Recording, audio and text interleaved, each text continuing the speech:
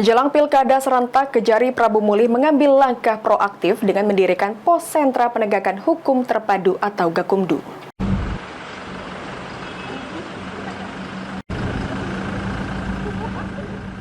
Kejaksaan Negeri Kota Prabu Mulih menyiapkan beberapa jaksa untuk menjadi tim Gakumdu untuk Pilkada 2024. Tim ini bekerja untuk menangani jika adanya perkara pada Pilkada mendatang. Pembentukan tim Gakumdu ini merupakan langkah antisipatif Kejaksaan Negeri Kota Prabu Mulih jika terjadi permasalahan yang muncul di Pilkada, khususnya di Kota Prabu Mulih. Untuk posko Gakumdu di Kejaksaan Negeri Kota Prabu Mulih sudah didirikan sejak pada pemilihan legislatif dan pemilihan presiden kemarin agar masyarakat bisa berkonsultasi maupun konsolidasi.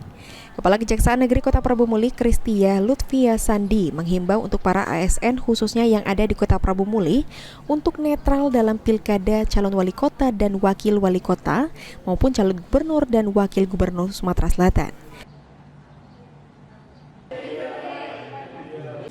Terkait dengan pilkada yang insya Allah nanti akan dilaksanakan pada tanggal 27 November 2024, kami berdasarkan juga instruksi dari pimpinan, instruksi dari undang-undang, kami telah membentuk dari tim Gakumdu. Nanti kami siapkan beberapa jaksa untuk menangani perkara-perkara pemilihan umum maupun perkara-perkara berkaitan dengan pemilihan. Tentunya hal tersebut sebagai langkah antisipatif terhadap permasalahan yang dalam muncul. Dan kami juga tidak berharap bahwa terjadi permasalahan yang ada di dalam pilkada di Kota Prabu Mulih. Seperti yang kita lihat juga, kita ketahui bersama, pilkada ini nanti juga ada dua, yaitu pilkada pemilihan wali kota Prabu Mulih dan pilkada pemilihan gubernur Sumatera Selatan. Karena itu kami mengajak kepada seluruh masyarakat untuk berpartisipasi, para ASN untuk meningkatkan netralitasnya, tetap menjalin kebersamaan demi tercapainya kebersamaan di dalam pilkada serentak di 27 November 2024. Kalau untuk posko pengaduan sudah ada?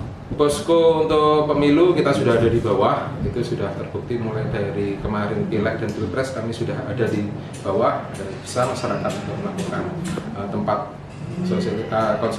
konsolidasi, tempat untuk berkonsultasi dan sebagainya untuk ngobrol bareng, menyelesaikan permasalahan terkait dengan pilkada yang nantinya sekali lagi akan kita hadapi di tanggal 27 November 2024. Anggi Perkasa, PAL TV.